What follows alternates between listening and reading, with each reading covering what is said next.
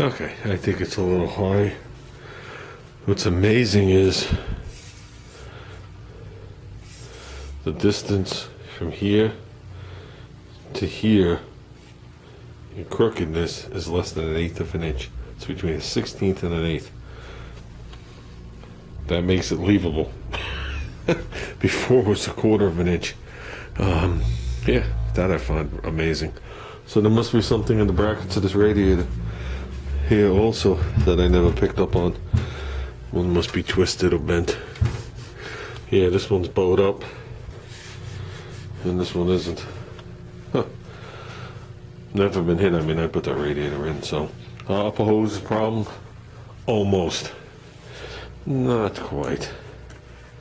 There's no stretching into it. So I'm gonna go get an AMX hose. Lower hose was in the same exact spot. I looked at it when it was over here, but I'm gonna drop it down big time. The cap is definitely gonna be an issue. The radiator will clear. The cap is an issue, without a doubt. It's deceiving. I mean, it might fit, but I doubt it. It's deceiving on the height of this as opposed to the height of this, because that looks massive. But here's the deal: you see, this is why you gotta know everything that's going on. This flange here to the other flange is identical. This part of the radiator to just the normal part here of the radiator is 1 inch shorter on the new radiator. Okay, now follow me.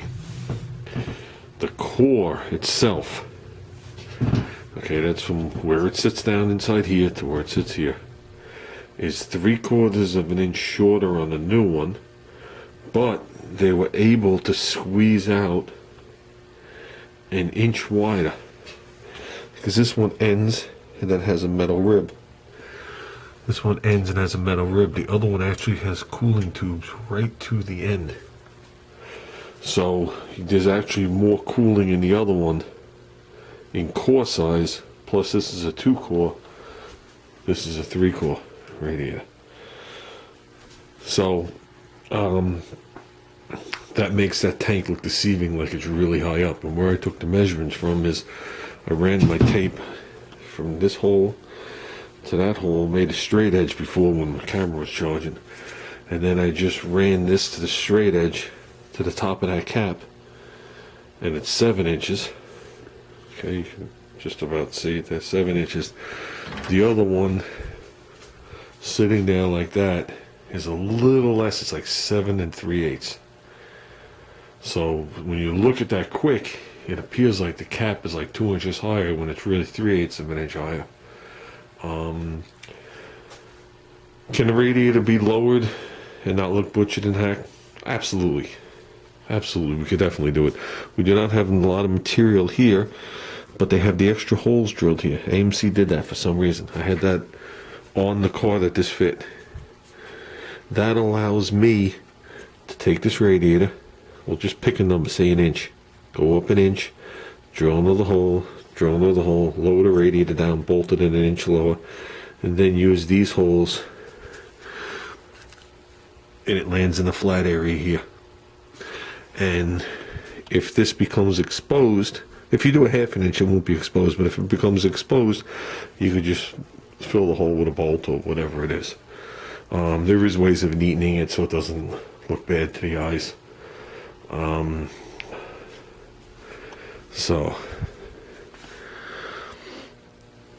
But I think what we'll do first is we'll take the hood, which we're not going to do now because it's behind that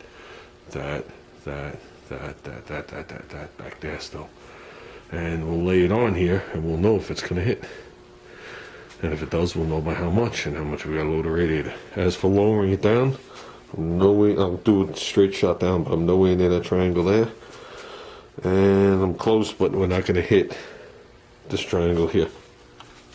And if I had to, I could space it away 1 wash of thickness, but I'd rather not add anything that's gonna make your eye see it. So, but how much room do I have to lower it down? I got about that much. about an inch and a half, I could lower this radiator down before I even come near those triangles. So with that height, you would lose the top of this tank totally. So, yeah, so we're not going to have a problem. So that worked out well. It's amazing how close the radiators are, but they don't make a listing for this car. So I learned this all when I did my 64. Yeah.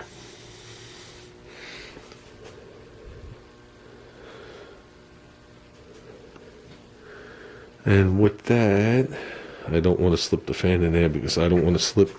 Right now there's no finger marks on this side. And there's just something light right there. I call that pretty good. If you ever bought a radiator, you know that's pretty good. I might do the core black and leave everything aluminum until Junior gets sick of polishing it. The welds look pretty good. I'm surprised. I don't know what kind of cap is underneath the label. You can see the rivet. So, you know that'll be gone. And a lot of weld. And they even gave you aluminum fittings if you're going to run the transcooler. Instead of keeping it plugged, there's a transcooler there, boxed off. There's a petcock on the bottom. So we'll give this baby a shot and hopefully it all works out. Now I just got to go in and find a radiator. You see how it tumbles? Everything just keeps going. So this is something we're going to be working around. So we got to be careful from this point on now. Once I leave it in there, because I plan on, once I get it to the correct height, just leaving it in there. Put a lower hose in, being done. And putting the fan in so I don't bump the radiator. And that's it. So I think Junior's going to like that when he comes out and sees it. What do you think? At least, ooh, that light finally went on. At least it sits level this way. As level as it's going to sit. So, yeah. So with that said, guys, I was actually supposed to button up that last little patch of yard work today, but I fell asleep. Junior did all the mowing and all the other shit. So, I'm supposed to come take pictures. Yeah. Okay, guys. Well, that's that. I'm not into the fabricating mood, which is too late. If it was Friday night, I would do it. But since I gotta get up tomorrow morning, I'm not gonna do this. But tomorrow night, first thing I'm gonna do is dig out the hood. Just lay something across here. Well, first I'll probably take the cap off, lay the hood down, see if the hood sits on wherever it sits. Then we'll start spacing it up with the cap and stuff like that. So, okay guys, I'm just gabbling. I'm out of here.